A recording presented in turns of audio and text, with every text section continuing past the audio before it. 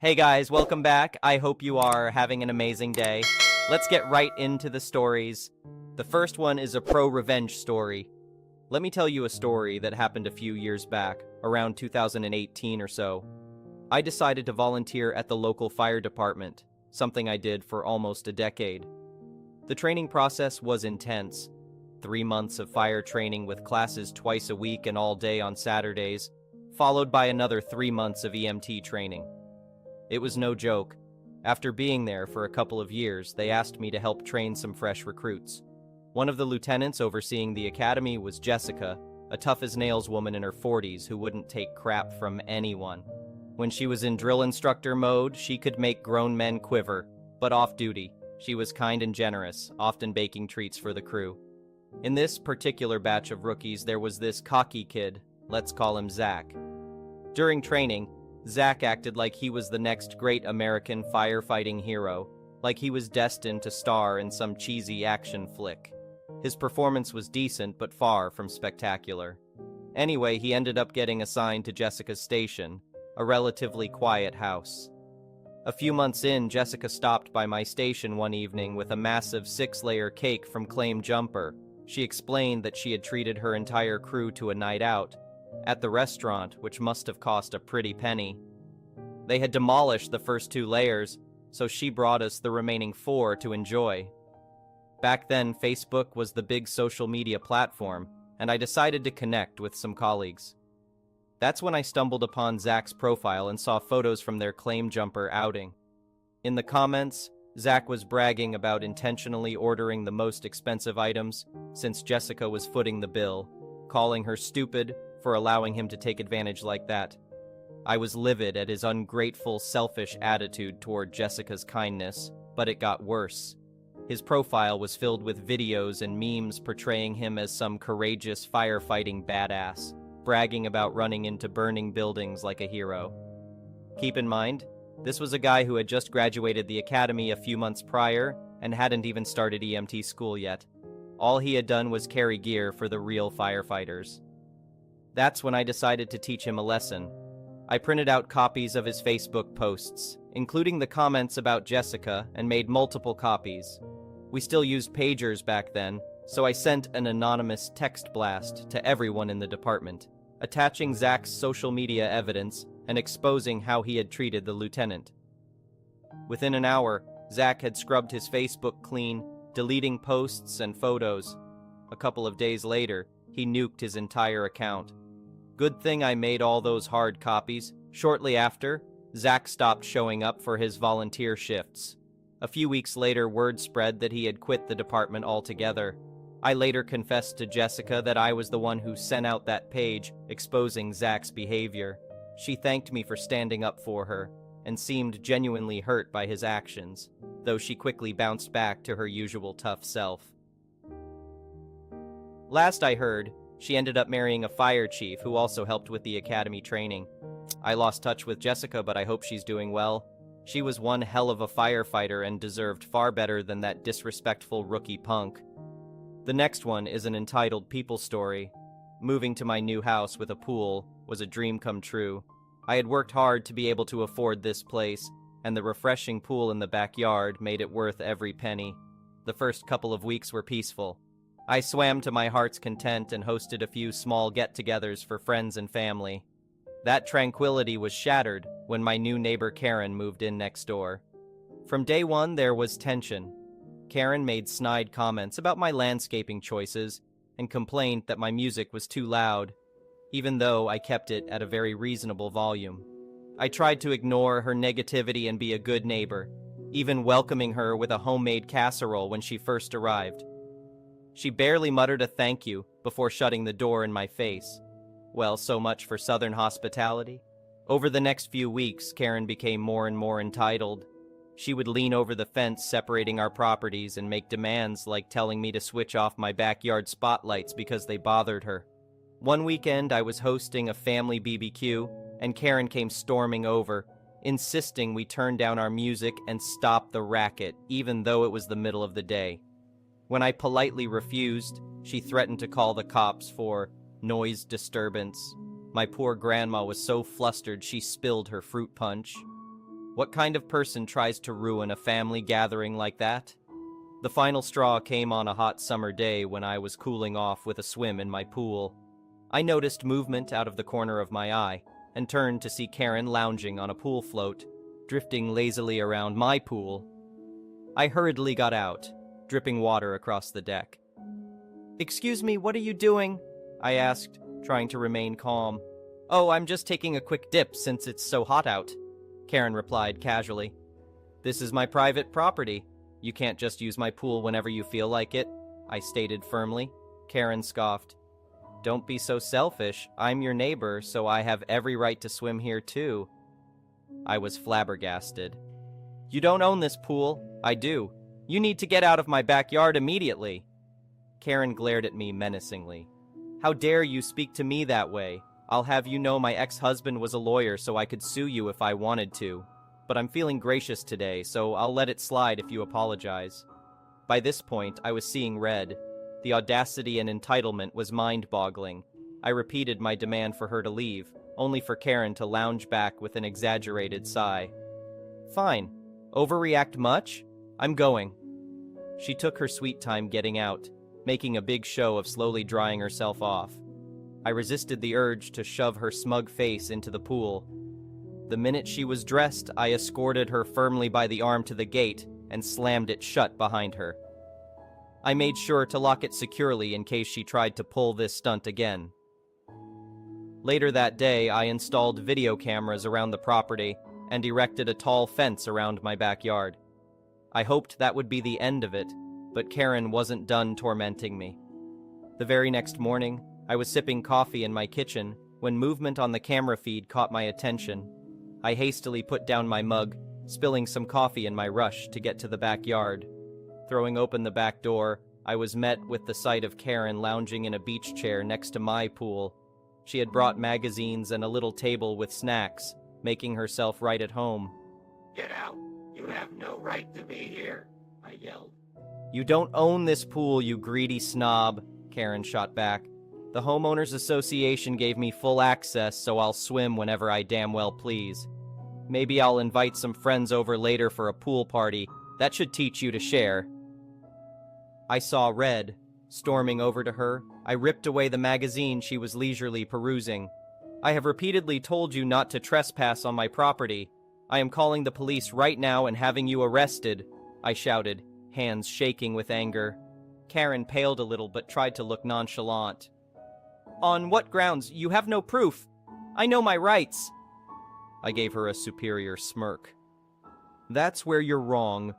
My security cameras caught everything, and I installed no trespassing signs. The cops will be very interested in the footage." Karen's defiant expression faltered. She seemed to debate arguing further, but thought better of it. Muttering under her breath, she gathered her things and left in a huff. True to my word, I called the local police department and showed the officers the camera footage documenting Karen's repeated trespassing and harassment over the pool. They were shocked that a seemingly normal woman would behave so irrationally over something that clearly wasn't hers. One officer accompanied me to Karen's house to get her side of the story. Of course, she denied everything and accused me of editing the footage to frame her. But the confident gleam in her eye told me she knew she was cornered. Her cocky demeanor faded quickly when the cops informed her she was under arrest for trespassing. Karen turned pale. "You can't do that! I know my rights!" she screeched. "Ma'am, the evidence clearly shows you trespassing on private property after being told to leave multiple times," the officer replied calmly. Seeing her being handcuffed and led away was incredibly satisfying after all the stress she had caused. At the station, Karen was unsurprisingly uncooperative, demanding to see a lawyer and ranting about lawsuits. But her threats were empty. With the undeniable video proof, there was nothing she could do to defend her actions. Karen ended up being charged with trespassing and harassment. She tried to fight the charges in court, but the video footage ensured she was found guilty. She received a hefty fine and was sentenced to 6 months probation, during which she is banned from contacting me or coming anywhere near my property. She also has to attend anger management classes.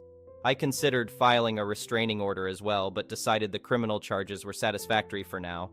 I haven't had any issues since, though I still keep my security system running just in case. The Homeowners Association also sent Karen an official notice barring her from any community pools or facilities. It's been peaceful and Karen-free in my neighborhood ever since. I can finally relax and enjoy my pool without worrying about entitled trespassers. My grandma loves having pool parties here too. She still gets a bit jumpy if anyone mentions lawyers, but some fruit punch and relaxing floats in the pool help calm her nerves. This experience taught me to stand up for myself against bullies like Karen. In the end, justice was served along with a healthy dose of karma. Karen won't be barging into anyone's backyard anytime soon. The next one is a petty revenge story. I want to start with I love dogs. I had dogs 80% of my life. I love dogs. I just don't currently have a dog. Okay, with that in mind, here is my story. I just started living in this nice suburb at the beginning of this year. It is a quiet area and my girlfriend and I really like it here. But there is a neighborhood Karen. She is your stereotypical retired woman just trying to find something to do with her day. And what she does is walk around the area complaining. Her complaints can be anything about anything, and most of the time she leaves a note on people's mailboxes. I have gotten many of these. Things like, your grass is too long or your car is dirty st. But when it comes to dogs, she loves to call either the police or code enforcement. A co-worker or friend of mine lives close by, and Karen has called the police or whoever on his dog many times. There have even been a few fines handed out, for things like dog at large. So sometimes you choose a plan, and sometimes a plan chooses you. In mid-October, I was shopping with my brain firmly in low power mode, and I see the shelf of warning signs including beware of large dog. The word large caught my eye and got my brain moving. Thoughts like, if I put this up, can I fool her? And, if I do this, will I be a neighborhood hero? In the end, I decided not all heroes wear capes and put up the signs in front of my house. It took a few days for me to see Karen looking at my signs and then start staring at my house. Or at least it took me a while to see her kinda stalking my home. Some days she is kinda subtle, and some say she kinda does a wander thing where she is pretty much pacing the area. About 3 weeks after putting up the signs, I was shopping at my local Goodwill, because I am classy like that, and I saw a 3-foot dog chain for $2. I was hatching my plan before I even had it in my hand. So there was a chain but no collar, and clearly I needed a big collar. I couldn't find a big collar, but I did find a woman's belt. It's thick with square studs on it, so it kinda looks like a collar for a large dog, or maybe a small horse. I hope no one saw me on my drive home. I had the most evil smile on my face the whole time. So the collar and chain are hung by the door for when I would need them. My girlfriend has been rolling her eyes at me through all of this, but she has put up with weirder things from me, so she is fine. So after 4 days on the hook, I see Karen down the street. I race for the door and grab the collar with the manic glee of child at Christmas. When Karen walks by, she see me holding this monster collar yelling, "Baskerville! Baskerville, come here, boy." Followed by lots of whistling and wandering around looking behind my car, things like that. Karen sees this and her eyes go wide, with pure but silent terror. I started to smile, so I used my hands to cup over my mouth and kept calling for Baskerville and walked behind my house. I was holding in my laughter so hard I may have gotten a hernia, but if I did, it was worth it. I have done this same thing 5 times in the last few weeks, and it is still as fun as the first time. I am pretty sure I have wasted 14 afternoons of this woman's life. She has spent so much time trying to catch my beloved Baskerville at something she can call the cops on. So far, no one has come to my house like a cop or whatever, and I am pretty sure Karen has caught on to what I am doing. But I only spent $20 on the signs and collar rock belt, so I feel like I got my money's worth. The next one is a malicious compliance story. Background. I worked for an internet service provider in Australia called .net. We were at the time one of the biggest providers, but crucially, we did not own our own ADSL1 network, and we only on-sold the ADSL1 service from the biggest provider in the country, Telstra. We also had a policy that an ongoing issue should have a case owner, and I was the case owner for this, which is why I got multiple calls about it. Act 1. A wild Karen appears. I get a call from a Karen. While doing an ID check, she provides me her age. And of course, she's in her 40s. Her internet went down.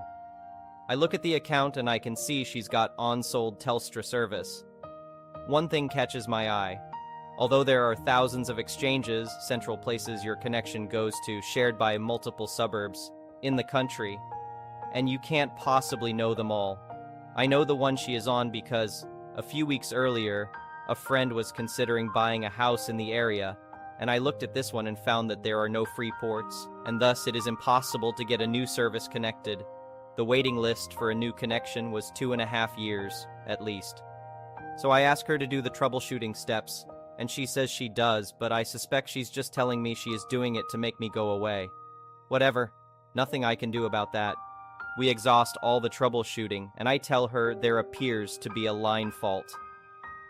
I can send out a technician, but it will take 3 to 5 working days, and if there is actually nothing wrong with the line, she will be charged $199 plus $40. Numbers might be wrong, it was a while back, but it was at least $200 for every 15 minutes of work to cover the technician's time. I play her the disclaimer that outlines this, and she says, "Yeah, I accept," on the recording. I lodge a fault. Act 2, the fault in our loop. She calls after 2 days, sounding annoyed things are still offline. I tell her it hasn't been 5 days. She hangs up. On the 5th day, I get the technician's report saying, "No fault found." The next day she calls. Karen, "So, my connection is still offline. It has been 5 days. What's happening?" Me, "Well, the technician attended the fault and his report says, 'No fault found.'" Karen, "What? That's bullcrap. The internet is clearly down and you need to fix it." Me, "I don't doubt that the internet is offline, but the fault does not appear to lie within our area of responsibility. I would suggest you check your local equipment." Karen, "That's not true. My son is an IT guy, and the router is brand new." Me, "Okay, well, I can't speak for the state of your equipment, but our equipment appears to be in working order. Incidentally, I just want to make sure to give you a heads up that we will be placing an incorrect call-out fee on your next invoice." Karen, "You're lying to me. I didn't see any technicians, and now you want to charge me over $200 based on your lies. I won't let that happen." Me, "I assure you, the technician attended the reported fault. However, you did not see them because they probably only went to the exchange, which is approximately 4 kilometers away from you." Karen, "You're lying to me. I am not paying the fee. What can I do now?" Me, "Well, if you are adamant that your equipment is not at fault, your only option is to file another fault and send the tech out again. It is fairly rare, but it is not impossible the technician was wrong." Karen, "And then you'll pretend you sent the tech and charge me another incorrect call-out fee." Me, "We will most definitely send out another tech, but yes, it is very likely to come back as another NFF. And in that case, a further fee is likely." Karen, "That's bullcrap. I have been with you for 5+ years, and this is how you treat me. Cancel my service now, I will go to your competitors. They'll want my money." Me, "Ma'am, the exchange you're connected to only has Telstra ports and is at 100% utilization. If I cancel your service, you will lose your spot. It is unlikely any of our competitors will be able to provide you any service at all. You should just transfer your service to the next provider, so-called churn. This will allow her to keep her spot." Karen, "Don't you tell me what to do, you lying sack of crap. You will cancel my service now, or I will do everything in my power to have you fired." Now I'm pissed off myself. It's a crap situation, but there's no need to take it out on me. I'm trying to help her, and that's her response? Engage malicious compliance. Me, "Okay, ma'am, hold on for a moment. I am canceling your service." Me, "Okay, cancellation processed. Let me just remind you that the incorrect call-out fee is still due." Karen, "You won't see a cent of that." Me, "Noted, but the amount is over the collections threshold, so we will send you to collections." Karen. Act 3, the joys of the waiting list. About a month later, I get a request to transfer to me. It's Karen. I take a moment to catch up on her file, and the service is canceled and fee invoiced. I run a quick service qualification on her line, and I can see that our service, so-called codes, have dropped off, and there are no other codes on her line. She did not manage to get connected with anyone. Karen. Hello. I think I spoke to you last time. Me. Yes, you did. Karen. My internet is still down and you are still charging me for the fee. I need you to get rid of it. Me. I cannot do that. The charge is valid. Karen. Well, I can't pay it. You've ruined my business. I was operating an e-commerce business and that won't be possible anytime soon. Running a business over residential connection is a breach of customer service agreement, but I let that slide. Me. I'm sorry for your predicament, but the fee stands. Karen. I'll do you a deal. If you reconnect my service, I will pay the fee. Me. I can probably sign you up again, even though you're behind on payment, but I was not lying to you when I told you that there are no ports on your exchange. It is very unlikely you would get a port. They are all in use. Did you try with our competitors as you said you would? Karen. I did. None of them would even try signing me up because they told me they couldn't provide a service. Me. We are in the same situation. Karen. Why can't you just give me back my old port? Me. Because it was given to the first person on the waiting list. Karen. And how long does the waiting list take? Me. Last I checked, more than 2 years. Karen. This is ridiculous. I'm going to TIO, Telecommunications Industry Ombudsman. Me. You may do so, as is your right, but to be very clear, we will substantiate the validity of our fee. Karen. Whatever. Click. Conclusion. She did in fact file a complaint with TIO, and I handed her case over to a TIO complaint specialist. I made sure to point out that she was breaching TOS with business over residential service. TIO obviously ruled in our favor, and we were allowed to send her to actual collections. Before I left the company, about a year and a half later, I caught up on her file, and she had filed a loss of business claim, which was summarily closed because residential connections have no service level agreement. The last contact was her speaking to our credit team, asking them to make sure they mark her debt as paid with our collections people and make sure this is reflected on her credit rating. There were still no codes on her line. It is quite unlikely she got any reasonably priced service connected for at least 2 years, realistically longer as demand only ever went up. Thank you for watching. I would really appreciate it if you could like the video and subscribe to our channel if you haven't already. We'll see you again tomorrow.